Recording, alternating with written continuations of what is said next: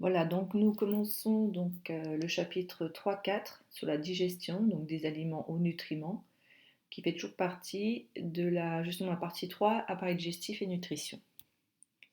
Alors on va commencer comme d'habitude donc par présenter les capacités exigibles au baccalauréat. Tout d'abord, vous devez être capable d'exposer les phénomènes mécaniques de la digestion, montrer l'importance de l'association des phénomènes mécaniques et biochimiques dans l'efficacité de la digestion. Donc ça on verra dans les différentes parties et surtout dans les activités. Capable de présenter et localiser les étapes de la digestion des différentes biomolécules, donc les lipides, glucides et protéines, donc les macronutriments. Déduire de l'analyse d'expérience des conditions d'action des enzymes digestives et le rôle de la bile. Donc là, on aura une activité entière pour faire justement des études d'expérience pour arriver à ces conclusions. Ensuite, c'est la fin de notre chapitre et on aura peut-être le temps de faire une activité dessus, c'est de relever l'implication du microbiote intestinal dans la digestion, c'est-à-dire le rôle des bactéries que l'on a dans l'intestin. Alors, en introduction, je vais vous présenter, donc ici, vous avez l'appareil digestif sous une vue un peu particulière. On va regarder donc une petite vidéo de Canopé Corpus sur la présentation de la digestion en général.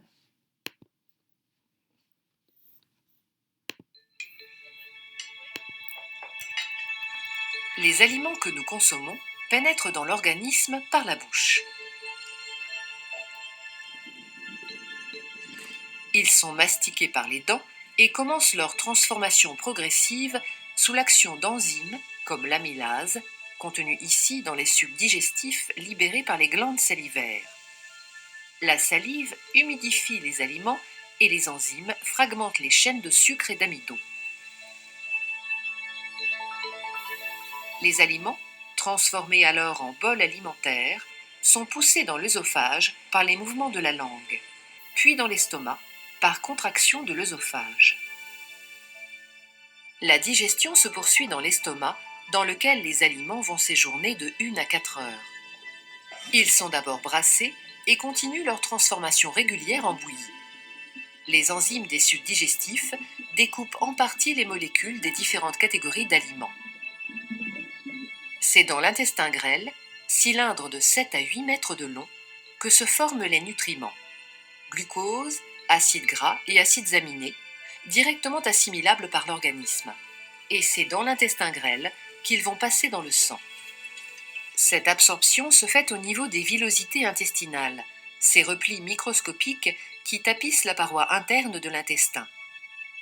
Leur nombre, très élevé, près de 10 millions, permet à l'intestin d'offrir une surface d'absorption avoisinant les 250 mètres carrés.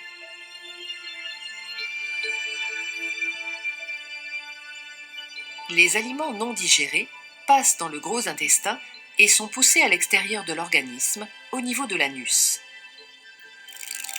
Ce sont les nutriments, qui proviennent, comme on l'a vu, de la digestion des aliments, qui vont fournir l'énergie aux cellules du corps et permettre le bon fonctionnement des organes. Ils constituent donc une source d'énergie libérée lors de réactions chimiques et convertie par l'organisme en énergie mécanique et thermique.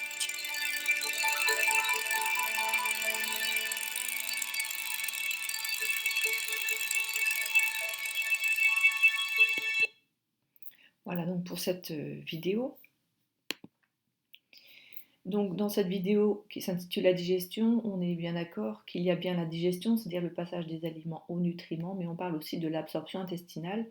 Donc l'absorption intestinale, j'en parlerai aussi un petit peu dans la diapo suivante, mais elle fera l'objet du chapitre 3.5. Alors, vous devez donc surligner dans votre cours, donc c'est la définition de la digestion, même si on l'a vu déjà. C'est l'ensemble des transformations, donc le mot très important, transformation, on verra justement en quoi ça consiste, subies par les aliments afin de les rendre assimilables par l'organisme. Vous vous souvenez, les aliments sont composés de grosses molécules. Il va falloir donc transformer ces grosses molécules en plus petites molécules pour pouvoir les faire passer dans le sang pour qu'ils soient ensuite utilisés par nos cellules.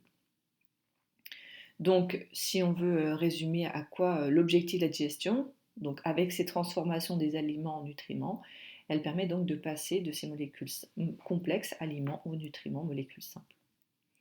Donc habituellement, vous l'avez donc dans votre cours, vous avez un cadre qui n'est pas représenté ici, dans lequel vous allez donc noter à gauche les aliments.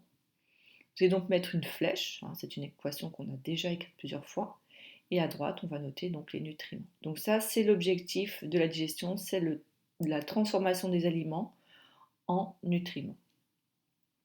Donc ça, c'est vraiment très très important à connaître. Je répète, la suite de ce qui va se passer au niveau des nutriments fera l'objet du dernier chapitre de la partie 3. Alors je remets en haut à gauche ici donc l'ensemble de l'appareil digestif, puisqu'on va commencer par présenter donc l'anatomie.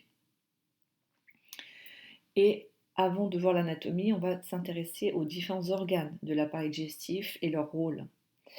Donc l'appareil digestif, on sait que c'est un ensemble d'organes, c'est vraiment une définition d'un appareil. Et le but ici, c'est de faire la digestion, ce qu'on vient de dire, transformation des aliments en nutriments. Alors justement, les différents organes réalisent donc des actions différentes. On verra, on va les traiter dans l'ordre dans ce chapitre. Tout d'abord, ces organes, certains vont avoir des actions mécaniques. On verra que ce sera essentiellement par la contraction musculaire. On verra aussi des actions biochimiques ou chimiques. Donc là, il y aura l'action vraiment des acteurs enzymatiques. Biochimiques. Et enfin, donc, des actions enzymatiques. Donc là, on verra qu'à certains endroits, il y a des enzymes, donc les fameux couteaux cellulaires ou moléculaires, qui vont se charger de couper les grosses molécules en plus petites. Donc on verra qu'elles sont assez spécifiques d'ailleurs. Donc on intégrera ces trois parties dans la suite du cours. Alors ici, vous avez donc des molécules d'eau qui sont représentées sous forme de schéma, puisqu'en fait, il faut savoir que l'eau, les sels minéraux, donc par exemple le calcium, le sodium, donc ce sont des ions essentiellement, et les vitamines, ne sont pas transformés justement de façon biochimique au cours de leur passage dans l'appareil digestif, car elles sont déjà assez petites, ces molécules, ces éléments, pour passer directement dans le sang. D'accord ? Donc elles n'ont pas besoin d'être digérées, donc les petites. Donc retenez bien l'eau, sels minéraux, vitamines, surlignez bien ces trois-là. Pas de transformation puisqu'elles sont très petites et sont assimilables directement sans être digérées. Par contre, ici j'ai représenté une protéine. Donc là, c'est une représentation biochimique en 3 dimensions d'une protéine. Donc ça c'est une seule protéine, c'est une grosse molécule, une macromolécule. Évidemment, on l'a déjà présenté depuis un moment, c'est justement les molécules complexes, donc les fameux polymères, donc les protéines, les triglycérides, l'amidon, etc. Ils sont trop gros pour passer directement dans le sang, donc ils doivent être digérés et seulement après, donc transformés en petites molécules et seulement assimilés, c'est-à-dire passer dans le sang. Voilà, donc faites la différence entre les éléments simples qui sont assimilés directement parce qu'ils sont assez petits et les plus gros doivent être transformés, digérés pour ensuite être assimilés. Alors justement, l'appareil digestif, on en parlait tout à l'heure dans l'introduction et dans la vidéo, a 2 rôles. Tout d'abord, la fragmentation des aliments, c'est-à-dire qu'il doit partir de molécules complexes pour obtenir ensuite des molécules simples, donc les fameux nutriments. On en a déjà parlé, on va encore en parler longtemps dans ce chapitre-là, c'est très important. Donc le passage des aliments en nutriments, on l'a dit, c'est la digestion. Donc surlignez bien en rouge, la digestion, c'est la fragmentation des aliments en nutriments. On l'a vu comme tout à l'heure, la transformation, si vous voulez. Donc rajoutez dans votre cours, à côté de la flèche, notez bien en gros la digestion. Mais l'appareil digestif ne fait pas que la digestion, puisque si c'était juste ça, tout sortirait dans les selles. Or, il est évident que parmi les molécules que vous avez, donc parmi les nutriments que vous avez récupérés, il y en a qu'il faut récupérer, qu'il faut envoyer dans le sang pour ensuite nourrir vos cellules. Donc c'est l'étape suivante. Les nutriments, donc les bons nutriments, passent donc de la lumière intestinale, c'est-à-dire de l'intérieur de votre intestin, vers le sang. Donc surlignez là toute la phrase, on n'a pas le choix, on n'en a pas encore parlé. Ça correspond à la définition de l'absorption intestinale. Donc on le verra avec un schéma très simple, mais là on va donc surligner bien la définition. Donc l'absorption intestinale, c'est le passage des nutriments, une fois qu'ils ont été formés grâce à la digestion, donc de l'intérieur de votre intestin vers le sang. Et ensuite, le sang va envoyer ces nutriments à l'endroit où ils sont utiles. Voilà, donc deux mots très importants, deux expressions très importantes, les deux rôles de l'appareil digestif, donc complémentaires, donc l'un puis l'autre, digestion et seulement après l'absorption intestinale. Alors, on a un schéma de synthèse de la digestion. Donc celui-là, vous ne l'avez pas, hein, mais vous avez la vidéo, donc vous pouvez très bien faire une capture d'écran si vraiment ça vous intéresse, et puis vous le mettez dans un document Word à côté de votre cours. Donc ça, c'est un document que j'ai trouvé donc, pour représenter le tube digestif de façon simplifiée. Donc en fait, les cavités sont représentées par des espaces un peu plus larges. Donc là, on a la bouche, ensuite qui relie l'estomac et la bouche, c'est l'œsophage. L'estomac, la plus grosse cavité ici. Ensuite, on a l'intestin grêle qui fait entre 7 et 8 mètres, donc le tuyau ici. Le gros intestin, parce qu'en fait, c'est là où on va représenter les grosses formes ici, qui sont les excréments. Et ensuite, ici, on a donc le rectum et l'anus. Donc ça, c'est un moyen de représenter simplement le tube digestif. D'accord? Donc on reprend la légende. Ici, vous avez donc les aliments que l'on absorbe, qui passent dans la bouche. Grâce à la salive, entre autres, et la mastication, on va donc commencer à écraser ces aliments. Et donc, dans l'œsophage, on a donc ici donc, les aliments plus petits. On verra, ça portera des noms différents. Ensuite, dans l'estomac, on a des sucs gastriques. Donc vous voyez, les particules, les formes orangées ici sont plus petites. On a aussi des petites formes ici en vert. Et ensuite, on a les changements, puisque là, ce sont les excréments. D'accord? Alors, vous avez dans la légende le passage des nutriments dans le sang, mais je voulais juste vous montrer déjà, ça, c'est la digestion. D'accord? On passe des aliments, ici, on verra, aux nutriments. Les nutriments, c'est ce qu'il y a en vert. D'accord? Donc ça, c'est la digestion. Mais sur ce schéma, c'est déjà représenté, il y a aussi l'absorption intestinale. Et on l'a dit, ça concerne uniquement les nutriments. On vient de dire que les nutriments ici sont en vert. Donc l'absorption intestinale est représentée uniquement ici. Donc le long de l'intestin grêle, vous avez en fait de nombreux vaisseaux sanguins qui sont directement en dessous des villosités intestinales. Et vous voyez que juste seulement au niveau de l'intestin grêle, les nutriments verts vont passer dans le sang. Donc le sang arrive ici, pauvre en nutriments. Il passe tout près de l'intestin grêle, donc les villosités intestinales. Les nutriments passent à l'intérieur. Et le sang repart riche en nutriments pour aller nourrir donc, vos cellules. Voilà, donc ça c'est un schéma qu'on pourra pourquoi pas faire en synthèse à la fin pour résumer la digestion et l'absorption intestinale.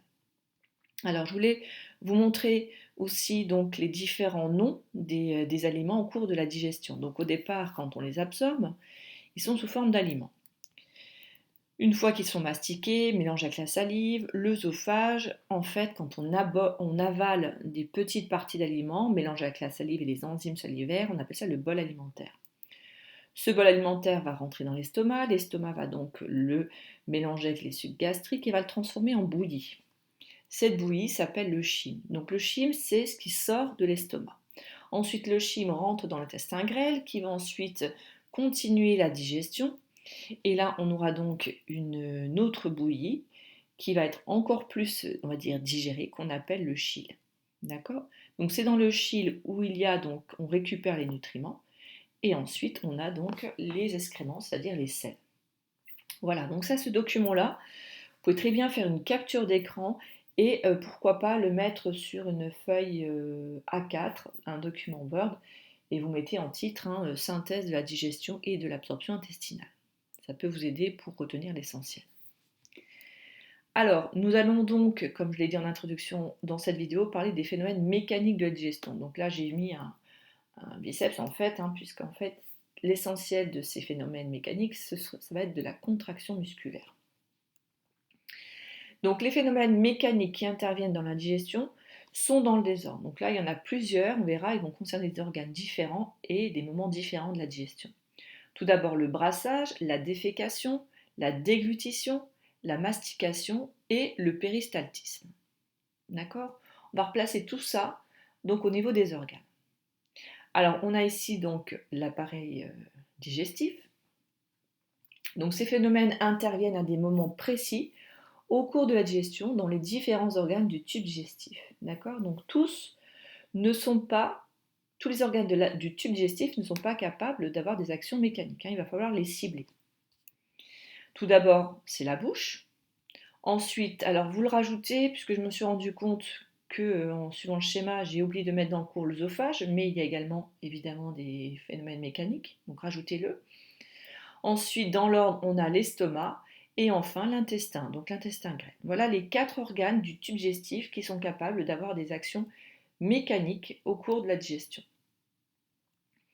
Alors le but justement de ces 4 organes, alors ils ont des actions mécaniques mais complémentaires. Leur but c'est de réduire la taille des aliments. Ensuite, comme les aliments sont devenus plus petits, l'action suivante, ça va être donc les enzymes. Donc les enzymes vont pouvoir attaquer plus facilement les aliments et justement faciliter leur digestion. D'accord? On verra que les enzymes sont dans les sucs digestifs. Donc gardez bien en tête à quoi sert l'action mécanique, donc les fameuses contractions musculaires, c'est de réduire la taille des aliments et faciliter la digestion par les enzymes. Donc surlignez bien toutes ces parties-là donc dans votre cours. Alors, on va prendre dans l'ordre tout d'abord les définitions. Donc, le brassage, ici, j'ai repris un schéma donc d'un estomac. Vous avez une flèche qui indique que le bol alimentaire arrive ici dans l'estomac. Et vous voyez, ce bol alimentaire, si on suit son parcours, il va descendre, puis remonter, et redescendre, et remonter, ainsi de suite. Alors, pourquoi? Parce que justement, on voit bien que sur le côté, il y a des parties qui sont un petit peu réduites. C'est-à-dire que l'estomac va avoir des ondes de contraction. Et ces ondes de contraction vont faire bouger les aliments, donc les faire descendre, remonter. Et à force de monter et de redescendre, ils vont être brassés avec les sucs digestifs. Et donc là, ils vont être digérés. D'accord? D'ailleurs, c'est ce qui se passe quand on est juste avant les repas. Notre estomac, donc on pense, on a un petit peu faim, donc l'estomac en fait brasse du vide, se contracte dans le vide, et ce qui fait justement qu'on puisse entendre donc les gargouillis. Donc le brassage, c'est le mélange du bol alimentaire avec les sécrétions gastriques. On verra exactement la composition des sécrétions gastriques dans la partie biochimique. Défécation, c'est l'élimination des selles ou matières fécales ou fesses, ça porte des noms différents, ou les excréments, grâce au relâchement volontaire du sphincter et de l'anus. Déglutition, alors là j'ai mis un schéma, donc ça se passe évidemment, c'est lorsque le bol alimentaire va passer de la bouche à l'œsophage. Vous voyez qu'il y a un carrefour ici très important entre le pharynx et le larynx, donc évidemment les aliments ne doivent pas passer dans le larynx, qui lui est juste gardé pour le passage de l'air. Donc vous allez voir qu'il y a un mouvement très particulier au niveau du palais, de la langue, de l'épiglotte, pour s'assurer que les aliments passent bien dans le pharynx pour permettre le passage aussi ensuite dans l'œsophage. Donc déglutition, c'est un réflexe, puisque quand vous mangez, vous ne vous rendez pas compte, vous êtes en train de déglutir, ça se fait tout seul. Donc il fait passer le bol alimentaire dans le pharynx, puis l'œsophage. La mastication, là, c'est important de faire apparaître ici les dents, la langue aussi intervient, et on a les glandes sublinguales, donc les glandes salivaires, qui vont aussi, lors de la mastication, injecter de la salive dans le bol alimentaire. Donc la mastication, c'est tout simplement le fait d'écraser les aliments et de les mélanger avec la salive. Donc écrasement par les dents des aliments ingérés et leur imprégnation par la salive pour obtenir le bol alimentaire. Donc là, il faut vraiment retenir à quoi ça correspond. Vous pouvez le formuler un peu différemment, évidemment, ce n'est pas à prendre par cœur tel quel, mais retenez bien, vous devez être capable d'expliquer ces différents mots, d'accord, avec les mots-clés. Donc là, c'est vraiment les dents et la salive qui permet d'écraser et de passer d'aliments à bol alimentaire. Le péristaltisme, donc là je vous ai refait un schéma avec ici l'œsophage et en bas l'estomac. Donc là le bol alimentaire vient d'arriver dans l'œsophage. Donc il y a la gravité qui fait que le bol alimentaire a tendance à descendre, mais ça ne descend pas assez vite. Donc en fait le muscle va se contracter juste derrière le bol alimentaire, ce qui va donc le pousser. Et en avant, le muscle est relâché pour laisser la progression du bol alimentaire. Une fois que le bol alimentaire a un petit peu avancé, en fait, vous voyez que l'onde de contraction va apparaître plus bas pour le pousser. Et là, troisième schéma, on contracte encore plus bas, jusqu'à faire tomber donc, le bol alimentaire dans l'estomac. Donc, le péristaltisme, c'est une onde de contraction musculaire faisant avancer le bol alimentaire le long de l'œsophage, puis le long de l'intestin. Alors justement, vous avez un document 1 qui reprend les différents schémas qui expliquent les principaux phénomènes mécaniques de la digestion. Tout d'abord, le premier schéma ici, on retrouve ce qu'on vient de dire. On a l'œsophage, le bol alimentaire, à 3 temps différents. Donc là, on a des ondes de contraction. Donc le bol alimentaire est ici. Ensuite, les ondes de contraction progressent, elles sont un peu plus basses. Et enfin, donc là, on a le bol alimentaire qui est tout en bas de l'œsophage pour arriver au niveau de l'estomac.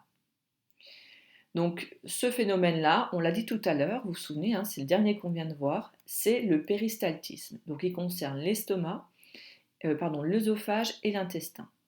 Hein, puisque ce sont des tuyaux, donc il faut faire progresser surtout l'intestin, hein, qui fait quand même 7 à 8 mètres de long. Il n'y a pas la gravité comme pour l'œsophage, donc les contractions musculaires tout le long de l'intestin sont très importantes pour faire avancer donc vos aliments transformés. Donc vous devez retenir que le péristaltisme, ce sont des ondes de contraction musculaire pour faire avancer.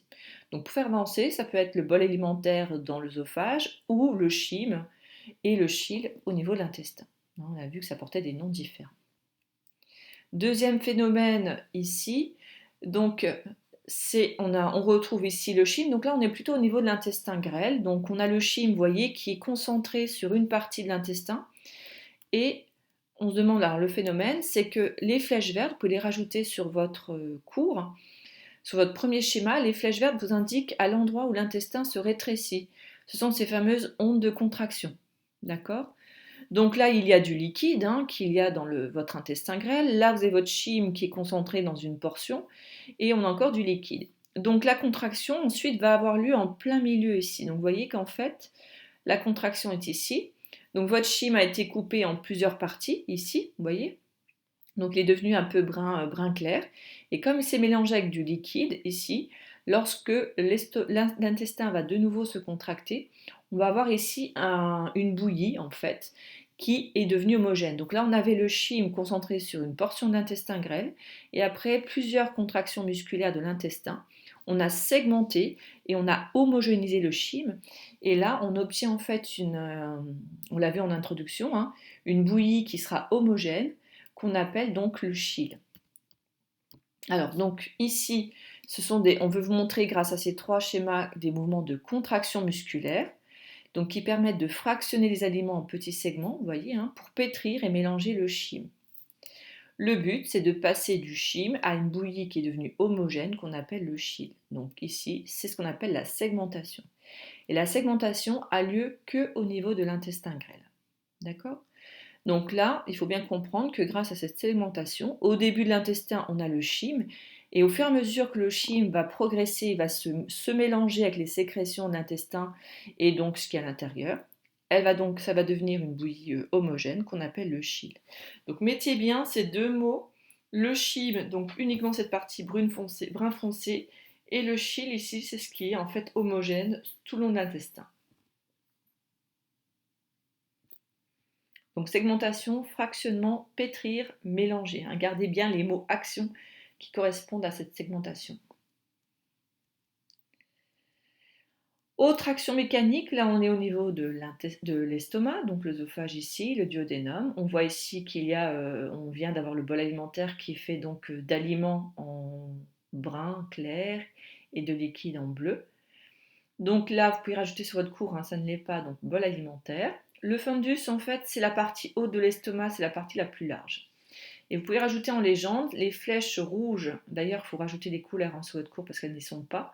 Y compris si vous voulez faire une légende. Donc, quand je répète, en jaune, orangé, ce sont les aliments. Et en bleu, ce sont le liquide, les boissons. Et en rouge, ce sont les contractions musculaires. Donc le bol alimentaire arrive dans la partie haute de l'estomac. Et donc les contractions hautes de l'estomac vont faire que le bol alimentaire va descendre. Donc j'ai fait une flèche, vous pouvez la faire aussi. Donc ces contractions musculaires vont descendre le long de la paroi de l'estomac. Alors les aliments et les liquides vont arriver en bas et on voit qu'il y a encore une contraction. Vous voyez que cette partie-là c'est un peu rétréci. Et là on a le pylore. Alors le pylore c'est un sphincter, ça veut dire un petit muscle en forme d'anneau qui en fait reste fermé pour l'instant. D'accord ? Donc c'est-à-dire que quand les aliments vont arriver en bas, ils ne vont pas pouvoir descendre, traverser le pylore tout de suite. D'accord ? Donc ici, seuls les liquides, donc évidemment quand on mange, on boit en même temps. Donc le liquide, évidemment on a dit, c'est l'eau, les minéraux, les vitamines, des choses comme ça. Elles sont assez petites, donc elles vont pouvoir passer ici, directement, au travers le pylore. Par contre, les aliments qui sont en jaune orangé ici, ne vont pas pouvoir passer, ils ne sont pas encore digérés. Donc ce qui va se passer, c'est que les aliments vont remonter, c'est ce qu'on a vu tout à l'heure, comme l'estomac va se contracter vers le bas, ben cette contraction va resserrer l'estomac vers le bas et ça va expulser, envoyer les aliments vers le haut. Donc les aliments remontent, donc c'est ce qu'on appelle les mouvements péristaltiques, hein. Et donc les aliments vont remonter dans la partie médiane de l'estomac. Alors là j'ai refait un petit schéma, vous pouvez rajouter, en fait vous pouvez montrer que les aliments, faites une flèche, hein, les aliments remontent et redescendent et remontent, etc. D'ailleurs, c'est ce qui va faire que ça va les mélanger avec les sucs gastriques, donc ces fameuses enzymes digestives, et au fur et à mesure, ils vont être digérés, simplifiés. Donc les petits ronds jaunes que vous avez là, ils vont devenir de plus en plus petits. Et quand ils seront assez petits, ils vont pouvoir ensuite traverser le pylore et passer donc dans le duodénum. Donc là, ce schéma vous montre les mouvements péristaltiques qui malaxent les aliments et les imprègnent de sécrétions gastriques. Donc là, on passe du bol alimentaire au chyme. Donc le bol alimentaire ici, et quand l'estomac a suffisamment digéré, on parle de chyme. Donc à l'entrée de l'intestin, c'est le chyme, hein, d'accord, on l'avait dit. Et là, le fait que les aliments sont mélangés au niveau de l'intestin, c'est ce qu'on appelle le brassage gastrique, d'accord. Donc c'est uniquement au niveau de l'estomac. Alors je vais vous montrer une petite vidéo qui tient compte justement, qui montre le fonctionnement de l'estomac.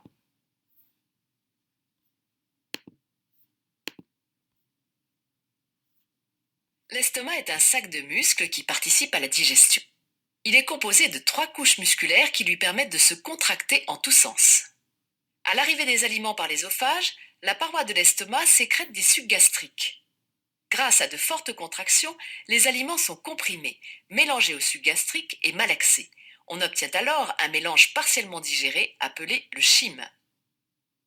Au bout de l'estomac, on trouve le pylore ou sphincter pylorique. Ce muscle contrôle le passage du chyme vers l'intestin grêle par petites portions. Il s'ouvre quand les aliments sont suffisamment malaxés. Il faut environ 3-4 heures après un repas normal pour que l'estomac se vide entièrement. Voilà donc pour cette vidéo sur le fonctionnement de l'estomac. Donc n'hésitez pas à revenir un petit peu en arrière si vous voulez revoir donc ce fameux brassage gastrique. Alors, il nous reste à voir donc ce qui se passe lorsqu'on va avaler le bol alimentaire. Donc pour l'instant, la nourriture est ici en vert. Donc le sphincter œsophagien, pour l'instant, donc l'œsophage est fermé hein, grâce au sphincter. Donc sphincter œsophagien supérieur, SOS fermé. Donc là, si on laisse comme ça, vous voyez bien que le trait, c'est juste pour l'air, hein. Vous voyez que l'air passe du nez au larynx, c'est à la trachée. Donc ça, c'est la respiration. Donc ici, quand on va déglutir, l'air ne passe plus par le larynx, puisqu'en fait, le palais ferme la cavité nasale. Ici, il est reculé. Ensuite, vous voyez que l'épiglotte qui est ici se referme et ferme donc le larynx. Le larynx est ici, hein, donc le larynx et la trachée sont fermés. Et on voit bien que le sphincter ici, le SOS, s'ouvre. Et donc là, l'œsophage est ouvert. Et donc grâce à ces différentes actions, en fait, le bol alimentaire va passer dans l'œsophage. Une fois que le bol alimentaire est passé dans l'œsophage, le sphincter œsophagien se referme à nouveau, l'épiglotte se relève et permet à nouveau le passage donc de l'air dans le larynx et la trachée. Donc ça, vous pouvez noter au-dessus, hein, ça correspond à la déglutition. Donc retenez bien que la déglutition, c'est le passage du bol alimentaire de la bouche vers l'œsophage. Alors une petite vidéo qui va montrer donc la déglutition et également les ondes péristaltiques au niveau de l'œsophage.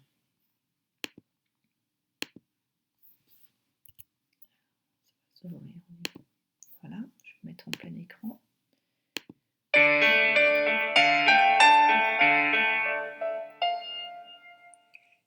Lorsqu'on avale la nourriture, on parle de déglutition. L'épiglotte s'abaisse pour que le bol alimentaire se dirige vers l'arrière-gorge, que l'on appelle le pharynx. L'épiglotte permet donc de bloquer l'entrée du larynx, qui donne accès aux poumons. Mais il arrive parfois que la nourriture passe quand même à travers le larynx. C'est ce qu'on appelle la fausse route alimentaire, ou encore tout simplement avaler de travers. C'est donc à cet endroit du tube digestif que se croise l'air qu'on respire et la nourriture qu'on avale. Le bol alimentaire traverse ensuite l'œsophage. Il avance en vagues successives jusque dans l'estomac, grâce à des contractions rythmées qu'on appelle ondes péristaltiques. Ce sont donc des mouvements mécaniques qui font avancer les aliments, même si la gravité facilite le passage. Voilà, donc pour cette vidéo, pareil, si vous voulez revoir, mais c'est vrai qu'on parlera un petit peu des ondes péristaltiques. Ah, je vais essayer le diaporama. Mince.